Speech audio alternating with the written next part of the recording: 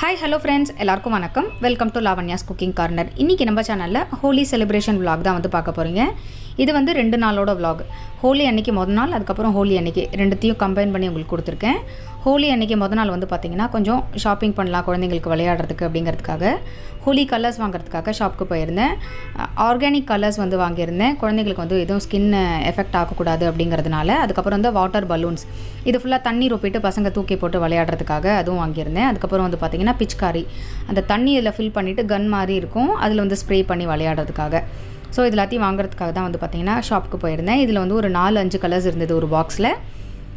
So இது வந்து 145 rupees. இந்த 5 கலர் நம்ம வந்து செப்பரேட்டாக தனியாக வாங்கினோம் அப்படின்னா ஒன்று வந்து பார்த்திங்கன்னா 35 ருபீஸ் ஏதோ சொல்லியிருந்தாங்க. ஸோ இது வந்து கொஞ்சம் சீப்பாக இருந்தது.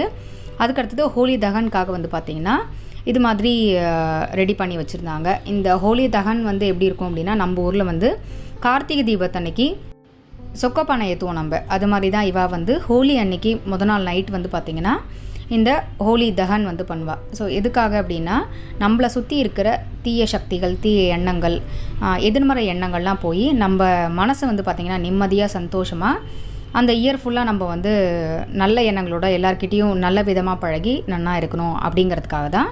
அப்புறம் நம்மளை சுற்றி இருக்கிற திருஷ்டிகள்லாம் போகணும் அப்படிங்கிறதுக்காக. ஸோ எல்லோரும் வந்து பார்த்திங்கன்னா அவள் வந்து இதுக்கு ப்ரொசீஜர் நிறையா உண்டு. அதே மாதிரி தேங்காய், அப்புறம் நம்மளை தலையை சுற்றி காயின்லாம் வந்து பார்த்திங்கன்னா திருஷ்டி எடுத்துகிட்டு அதை போட்டுட்டு, இந்த தேங்காய்லாம் வந்து பார்த்திங்கன்னா இது பக்கத்தில் இங்கே வச்சுடணும். ஸோ இதை வந்து எரிய வைக்கும்போது வந்து பார்த்திங்கன்னா நம்மளை சுற்றி இருக்கிற திருஷ்டிகள்லாம் போயிடும் அப்படிங்கிறது வந்து ஒரு ஐதீகம். ஸோ அந்த ஹோலி தகன் பார்க்குறதுக்காக தான் வந்திருந்தேன். ஸோ நான் வந்து பார்த்திங்கன்னா தேங்காயும் காயினும் வந்து ஆற்றை சுற்றி திருஷ்டி எடுத்துன்ட்டு இது வந்து இதில் ஹோலியோட தகனில் போடலாம் அப்படிங்கிறதுக்காக வந்திருந்தேன். ஸோ இது எக்ஸாக்டாக நம்ம ஊர் அந்த சொக்கப்பானை கொளுத்துறது தான். நம்ம ஊரில் எப்படி பண்ணுவோமோ அது மாதிரி இந்த ஊரோட வழக்கம் இது. இதுக்கு வந்து பூஜையெல்லாம் பண்ணி அதுக்கப்புறம் இதை வந்து தகனம் பண்ணுவாள், எரிச்சு விடுவாள். ஸோ இது எரிக்கிறதுனால உள்ள அந்த தீய சக்திகள்லாம் வந்து பார்த்திங்கன்னா எரிஞ்சு பஸ்மமாக போயிடும் அப்படிங்கிறது தான் வந்து பார்த்திங்கன்னா இதோட ஐதீகம். ஸோ இதுதான் வந்து ஹோலியோட மொதல் நாள் வந்து பார்த்திங்கன்னா இப்படி தான் பண்ணுவாள். அடுத்து ஹோலி அன்றைக்கி காலத்தில் பசங்களாம் வந்து விளையாட ஆரம்பித்தாச்சு. ஸோ ஹோலியோட கலர்ஸ், அந்த தண்ணியெலாம் விட்டு குழந்தையெல்லாம் வந்து ஜாலியாக வந்து பார்த்திங்கன்னா விளையாடிட்டு இருந்தாங்க. ஹோலி அன்றைக்கி மொதல் நாள் நைட்லேருந்து பார்த்திங்கன்னா நல்ல மழை. இங்கெல்லாம் பாம்பேயை பொறுத்த வரையும் ஹோலி அன்றைக்கி செம்ம மழை இருந்தது. எதிரே பார்க்காம அவ்வளோ மழை இருந்தது. ஸோ மழையில் வந்து பார்த்திங்கன்னா குழந்தைகள் ரொம்ப விளையாட முடியல. அதுக்கடுத்தது நம்ம இந்த வாட்டர் பலூன்ஸ் வாங்கியிருந்தோம் இல்லையா. ஸோ அதில் வந்து பைப்பில் தண்ணி பிடிச்சிட்டு அந்த பலூன்ஸ் வந்து அழகாக பசங்க வந்து பார்த்திங்கன்னா அதை ரெடி பண்ணிட்டு இருக்காங்க. இது ஆட்டோமேட்டிக்காக அதுவே நாட் போட்டு டக்குன்னு கீழே விழும். அது ஃபில் ஆகிடுது அப்படின்னா ஒன்லி 60 செகண்ட்ஸ் அதுக்குள்ளே வந்து அந்த வாட்டர் ஃபில் ஆகிடுது அப்படின்னா டக்குன்னு ஒரு பலூனாக வந்து கீழே விழ ஆரம்பிச்சிடும். ஸோ இது வந்து ரன்னாக இருந்தது பசங்க விளையாடுறதுக்கு. ஆனால் அதில் உள்ள தண்ணி வந்து பார்த்திங்கன்னா லீக் ஆகலை. டக்குன்னு ஆனால் நம்ம கீழே போட்ட உடனே அந்த பலூன் வந்து உடஞ்சிடுறது. அந்தளவுக்கு ரொம்ப சென்சிட்டிவாக தான் இருந்தது. பார்க்குறதுக்கு வந்து ரொம்ப அழகாக இருந்தது. ஸோ பசங்களோட ஒரு என்ஜாய்மெண்ட் தான் இல்லையா. இதெல்லாம் 1-2 வருஷத்தில் ஒரு நாள் செலிப்ரேட் பண்ணுறது. அதனால் குழந்தைங்களுக்கு பிடிக்கும், பசங்களோட விளையாடணும் அப்படிங்கிறதுனால இதெல்லாம் வாங்கியிருந்தோம். ஸோ இன்றைக்கி காலத்தில் பசங்களுக்கு வந்து தோசையும் தக்காளி சட்னியும் பண்ணி கொடுத்துருந்தோம். அதை சாப்பிட்டுட்டு பசங்க வந்து கீழே விளையாடுறதுக்கு போயாச்சு. அதுக்கப்புறம் அன்றைக்கி மழை ஜாஸ்தியாக இருந்ததுனால மழை கொஞ்சம் விட்டதுக்கப்புறம் தான் பசங்களை வந்து வெளியில் அனுப்பிச்சிருந்தோம். ஏன்னா மழையும் பெய்யும் போது இவங்க தண்ணி வச்சும் விளையாடும் போது வந்து பார்த்திங்கன்னா டக்குன்னு ஃபீவர் வரதுக்கான சான்சஸ் இருக்குது அப்படிங்கிறதுனால. ஸோ கொஞ்ச நாள் கழித்து நாங்களும் வந்து விளையாடுறதுக்கு போயிருந்தோம். பசங்களுக்கு வந்து அந்த தண்ணியை ஸ்ப்ரே பண்ணும்போது டக்குன்னு நம்ம கேமரா வச்சுட்டு இருக்கிறது வந்து குழந்தைங்களுக்கு தெரியாமல் அது மேலெலாம் ஸ்ப்ரே பண்ணுற மாதிரி இருந்தது. அதனால என்னால் நிறைய வீடியோஸ் எடுக்க முடியல. ஸோ நிறையா பாட்டெல்லாம் போட்டு டான்ஸ்லாம் ஆடி பசங்களை ரொம்ப ஜாலியாக வந்து பார்த்திங்கன்னா என்ஜாய் பண்ணிட்டு இருந்தாங்க. ஸோ நான் வந்து ரொம்ப இது மாதிரி விளையாடுறதுக்கு வந்து போக மாட்டேன். சரண்யா கொஞ்சம் போவாள். சரண்யா அதுக்கு தான் குழந்தை வந்து வருவா, ஹரிணி. ஏன்னா சரண்யாத்து பக்கத்தில் வந்து நிறையா சின்ன பசங்க இருக்காங்க. அவளோட ஏஜ் பசங்க இருக்கிறதுனால, ரெண்டாவது அக்காலாம் கூட விளையாடணும், சரண்யா பொண்ணோட விளையாடணும் அப்படிங்கிறதுனால சரண்யா மோஸ்ட்லி இங்கே அமுச்சு விட்டுடு அப்படின்னு சொல்லுவாள். ஹரிணியும் இங்கே வரதுக்கு தான் ரொம்ப ப்ரிஃபர் பண்ணுவாள். ஸோ அப்படியே வந்து பசங்களோட கொஞ்சம் நாளையே ஜாலியாக வெளியில் வந்து ஸ்பெண்ட் பண்ணிட்டு இருந்தோம். இந்த பசங்கள்லாம் வந்து இந்த வாட்டர் பலூன் எடுத்து நம்ம தலையில் உடைக்கிறது, முதுகில் உடைக்கிறது, இதெல்லாம் வந்து பண்ணிட்டு இருந்தாங்க. நம்ம அடிக்கிற அடியெல்லாம் வந்து திருப்பி ரிப்பீட்டு நமக்கு கொடுக்குற மாதிரி இருந்தது. ஒரு அடியும் வந்து அவ்வளோ வேகமாக விழுந்தது. அதுக்கப்புறம் ஒரு மைதானில் வந்து பார்த்திங்கன்னா எல்லோரும் ஹோலி செலிப்ரேஷன் பண்ணிகிட்டு இருந்தா. ஸோ அதெல்லாம் வந்து பார்க்கலாமே அப்படிங்கிறதுக்காக போயிருந்தோம். அங்கே வந்து நிறையா கலர்ஸ் போட்டு அதுக்கப்புறம் வந்து பார்த்திங்கன்னா வாட்டரோட அந்த ஸ்ப்ரே ஷவர் மாதிரி வச்சு செட் பண்ணியிருந்தாங்க. ஸோ அதிலலாம் வந்து எல்லோரும் டான்ஸ் பண்ணிவிட்டு ரொம்ப ஜாலியாக வந்து எல்லோரும் என்ஜாய் பண்ணிட்டு இருந்தா ஹோலிக்கு. ஸோ அதெல்லாம் வந்து பார்க்கலாமே அப்படிங்கிறதுக்காக போயிருந்தோம். ஸோ அப்படியே அங்கே இருக்கிற அவங்களோட ஃப்ரெண்ட்ஸோட பசங்களோட வந்து பார்த்திங்கன்னா குழந்தைகளும் ஜாலியாக வந்து என்ஜாய் பண்ணி விளையாடின்னு இருந்தா. ஸோ கலர்ஸ்லாம் தூவி ரொம்ப ஜாலியாக இருந்தது. 2 வருஷம் 3 வருஷமாக வந்து பார்த்திங்கன்னா நம்மளுக்கு லாக்டவுனில் சுத்தமாக எதுவுமே விளையாட முடியல. பட் இந்த வருஷம் வந்து எல்லோரும் சூப்பராக ஜாலியாக வந்து என்ஜாய் பண்ணிகிட்டு இருந்தா. இதே மாதிரியே பழைய மாதிரி நம்மளோட லைஃப் வந்து பார்த்திங்கன்னா நார்மலாகவே இருக்கணும் அப்படின்னு சொல்லிட்டு சுவாமிகிட்ட வந்து வேண்டிருந்தோம். நானும் சரண்யாவும் அதை பற்றி தான் பேசிகிட்டு இருந்தோம். ஸோ லாக்டவுன் ஆரம்பித்ததுக்கப்புறம் ஹோலி எதுவுமே எந்த ஒரு செலிப்ரேஷனுமே இல்லாமல் 2-3 வருஷமாக ஒரு என்ஜாய்மெண்ட்டே இல்லாமல் இருந்தது லைஃப் நம்ம எல்லாருக்குமே.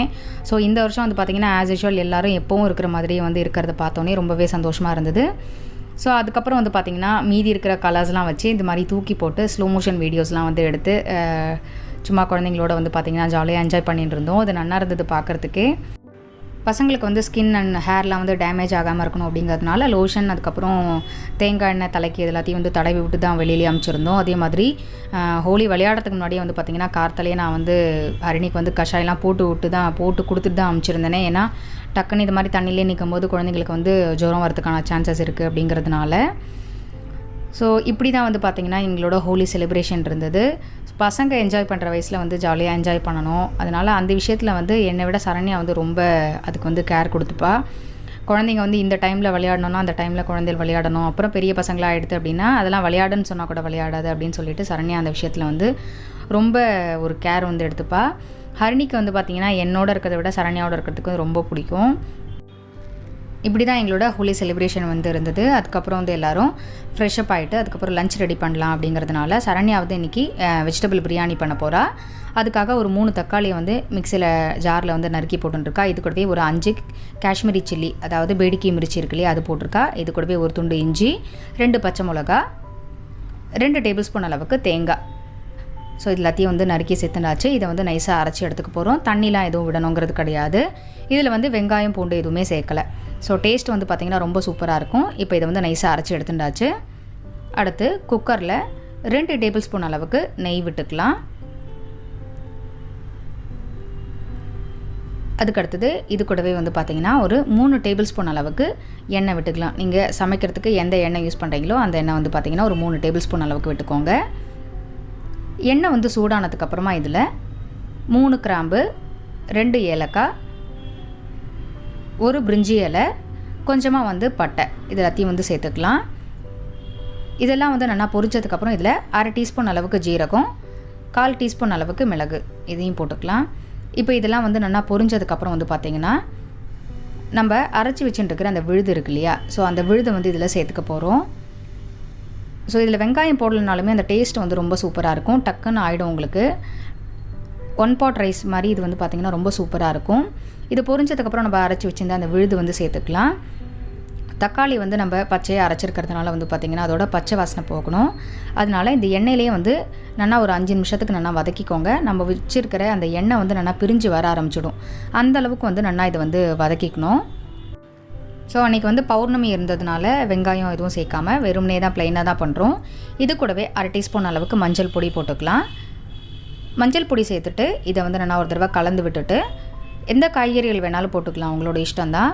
ஸோ சரண்யா வந்து பார்த்திங்கன்னா கேபேஜ், கேரட், காலிஃப்ளவர், உருளைக்கிழங்கு, இது எல்லாத்தையும் வந்து குடமிளகா, இது எல்லாத்தையும் வந்து இது மாதிரி நீளமாக வந்து கட் பண்ணி எடுத்துகிட்டு இருக்கா. ஸோ இது எல்லாத்தையும் வந்து வாஷ் பண்ணிட்டு தான் கட் பண்ணியிருக்கு. அது எல்லாத்தையும் வந்து சேர்த்துக்கலாம். சரண்யா வந்து புலாவில், பிரியாணிலாம் வந்து கொஞ்சம் காய்கறி நிறையா போடுவா. பசங்களுக்கு வந்து கொஞ்சம் காய்கறி நிறையா இருக்கணும், ரைஸ் கம்மியாக இருக்கணும். ஸோ அதனால் காய்கறி வந்து பார்த்திங்கன்னா நிறைய போட்டுருக்கா. இது உங்களோட இஷ்டம் தான், நீங்கள் எவ்வளோ வேணாலும் போட்டுக்கலாம். ஸோ காய்கறிகளை சேர்த்துட்டு இந்த தக்காளி இந்த எண்ணெயிலே வந்து பார்த்திங்கன்னா ஒரு 5லேருந்து 10 நிமிஷத்துக்கு வதக்கிக்க போகிறோம். ஏன்னா அந்த குடமிளகாவில் இருக்கிற அந்த பச்சை வாசனை போகணும் காய்கறியோடது. லைட்டாக வதக்கிட்டு பண்ணால் தான் அதோட டேஸ்ட் வந்து ரொம்ப சூப்பராக இருக்கும். ஸோ எண்ணெயிலே வந்து ஒரு 5லேருந்து 10 நிமிஷம் நல்லா வதக்கிக்கலாம். இப்போது இந்த காயெல்லாம் வந்து பார்த்திங்கன்னா இந்த எண்ணெயிலே வதக்கியாச்சு. இதில் வந்து காரம் எதுவும் போடலை. அந்த பேடிக்கி மிர்ச்சி சேர்த்துருக்கோம். அதுக்கப்புறம் 2 பச்சை மிளகா இது தான் வந்து போட்டிருக்கோம். ஸோ குழந்தைங்க சாப்பிடணுங்கிறதுனால நிறையா போடலை. அடுத்து இதில் ஒரு கைப்பிடி அளவுக்கு புதினா வந்து போட்டுக்கலாம். ஸோ ஃப்ரெஷ்ஷாக புதினா போட்டு நம்ம பண்ணும்போது அந்த ஃப்ளேவர் வந்து ரொம்ப சூப்பராக இருக்கும். இப்போ புதினாவை சேர்த்துட்டு இதில் வந்து நல்லா வதக்கிக்கலாம். காயெல்லாம் வந்து நல்லா வதங்கினதுக்கப்புறம் இதில் 1.5 டம்ளர் அளவுக்கு பச்சை அரிசி, நம்ம சமையலுக்கு யூஸ் பண்ணுற அரிசியை வந்து பார்த்திங்கன்னா சாதத்துக்காக யூஸ் பண்ணுற நம்ம நார்மல் அரிசி தான். இதை வந்து நல்லா களைஞ்சிட்டு ஒரு 10 நிமிஷம் ஊற வச்சுட்டு தண்ணி இல்லாமல் வடிகட்டிட்டு இதில் வந்து சேர்த்துட்டுருக்கோம். ஸோ இதில் வந்து நீங்கள் பாஸ்மதி ரைஸ் கூட சேர்த்துக்கலாம். பட் நாங்கள் வந்து இன்றைக்கி நார்மல் ரைஸ் தான் வந்து சேர்த்துட்டுருக்கோம். ஸோ நாங்கள் வந்து பார்த்திங்கன்னா இந்த சோனா மசூரி அந்த அரிசி தான் வந்து சேர்த்துட்டுருக்கோம். இது வந்து நல்லா மெல்லிசாக சூப்பராக இருக்கும். அதனால் இது பழைய அரிசி வேறு, அதனால் தண்ணியோட அளவு மட்டும் கொஞ்சம் பார்த்து யூஸ் பண்ணிக்கிறோம். நீங்கள் இப்போது விடும்போது வந்து தண்ணியோட அளவு மட்டும் கொஞ்சம் நல்லா பார்த்துக்கோங்க. இப்போ இந்த அரிசியோட இந்த மசாலா எல்லாத்தையும் நல்லா கலந்துட்டு அதுக்கப்புறம் தான் நம்ம வந்து தண்ணி சேர்த்துக்க போகிறோம். இப்போது பிரியாணிக்கு தேவையான அளவு உப்பு வந்து சேர்த்துக்கலாம். 1.5 டேபிள் ஸ்பூன் அளவுக்கு உப்பு வந்து போட்டுக்க போகிறோம். ஸோ உங்களுக்கு உப்பு எவ்வளோ தேவையோ அந்த அளவுக்கு வந்து நீங்கள் போட்டுக்கோங்க.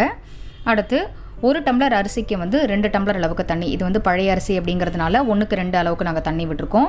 பாஸ்மதி ரைஸாக இருந்தால் நீங்கள் வந்து பார்த்துன்னு விட்டுக்கோங்க. இப்போது 3 டம்ளர் அளவுக்கு 1.5 டம்ளர் அரிசிக்கு 3 டம்ளர் அளவுக்கு தண்ணி கணக்குக்கு வந்து விட்டுண்டாச்சு.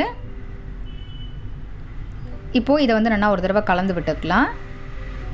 ஸோ கலந்து விட்டுட்டு இது 2-3 விசில்லாம் விடணுங்கிறது கிடையாது. 2-3 விசில்லாம் நீங்கள் விட்டிங்கன்னா பிரியாணி வந்து பார்த்திங்கன்னா ரொம்ப குழஞ்சி போயிடும்.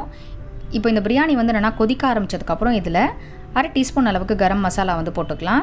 கரம் மசாலா சேர்த்துட்டு இதை வந்து நான் ஒரு தடவை கலந்து விட்டுக்கு போகிறோம். ஏன்னா நம்ம ஸ்பைசஸ் வந்து ரொம்ப ஜாஸ்தி எதுவும் சேர்க்கல. அதனால் இப்போ இதை கொதிச்சுட்டே இருக்கும்போதே ஒரு கைப்பிடி அளவுக்கு பொடியாக நறுக்கின கொத்தமல்லி தூவிட்டு நல்லா ஒரு தடவை கலந்து விட்டுட்டு சிம்மில் வச்சு ஒரு விசில் விட்டு வேக வச்சு எடுத்துக்க போகிறோம். ஸோ 2-3 விசில் நீங்கள் விடணுங்கிறது கிடையாது. இது மாதிரி நல்லா கொதிக்க ஆரம்பித்ததுக்கப்புறம் மீடியமாக நீங்கள் வச்சுட்டு ஒரே ஒரு விசில் விட்டிங்கனாலே போதும். பிரியாணி வந்து பார்த்திங்கன்னா ரொம்ப சூப்பராக வந்து ரெடி ஆகிடும். இப்போது பிரியாணி வந்து ஒரு விசில் வந்ததுக்கப்புறம் வந்து பார்த்திங்கன்னா ஒரு 10லேருந்து 15 நிமிஷம் எடுத்து தம் ஃபுல்லாக விட்டதுக்கப்புறம் இப்போ ஓப்பன் பண்ணி பார்த்துக்கலாம். எவ்வளோ உதிராக சூப்பராக வந்திருக்கு அப்படிங்கிறத வந்து பாருங்கள். இப்போ வந்து கலந்து காமிக்கிறோம். சூப்பராக உதிராக வந்திருக்கு. இதே மாதிரி நீங்கள் பண்ணிங்க அப்படின்னா உதிராக வரும். அதே மாதிரி அடியும் பிடிக்காது. நீங்கள் ஹையில் வச்சிங்கன்னா தான் அடி பிடிக்கும். நீங்கள் மீடியமாக வச்சு குக் பண்ணும்போது வந்து பார்த்திங்கன்னா ஒத்தாப்பில் இருக்கும். ரொம்பவே சூப்பராக நம்மளோட வெங்காயம் பூண்டு எதுவும் சேர்க்காத பிரியாணி வந்து ரெடியாக எடுத்து. ஸோ இந்த 1 பாட் பிரியாணி ரெசிபியை வந்து நீங்கள் எல்லோரும் லஞ்ச் பாக்ஸ் கொடுக்கறதுக்கு வந்து ரொம்ப ஈஸியாக இருக்கும். எல்லோரும் வந்து கண்டிப்பாக ட்ரை பண்ணுங்கள். அடுத்த அன்றைக்கி லஞ்சுக்கு வந்து சரண்யா என்னெல்லாம் ரெடி பண்ணியிருந்தா அப்படிங்கிறத வந்து பார்க்கலாம். பௌர்ணமி அப்படிங்கிறதுனால ரவா கேசரி வந்து பண்ணியிருந்தா நைவேத்தியத்துக்காக ஸ்வீட்டுக்காக. சூப்பராக சுட சுட ரவா கேசரி வந்து பண்ணியிருந்தா. அடுத்து வெஜிடபிள் பிரியாணி, வெங்காயம் போடாமல் வெஜிடபிள் பிரியாணி வந்து சூப்பராக ரெடியாக இருந்தது. அதுக்கடுத்தது மிளகு ஜீரக ரசம், சாதம் பண்ணியிருந்தா. அப்புறம் இந்த வெஜிடபிள் பிரியாணிக்கு தொட்டுக்கிறதுக்காக தக்காளி, கேரட், காக்கடி இதெல்லாம் போட்டு தயிர் பச்சடி, அதுக்கப்புறம் வேஃபர், இதெல்லாம் தான் வந்து பார்த்திங்கன்னா அன்றைக்கி லஞ்சுக்காக ரெடி பண்ணினது. ரொம்ப சூப்பராக எங்களோட அந்த ஹோலி செலிப்ரேஷன் வந்து பார்த்திங்கன்னா இருந்தது. ரொம்ப சிம்பிளான லஞ்ச், ஆனால் ரொம்ப டேஸ்டியாக ரொம்ப சூப்பராக இருந்தது.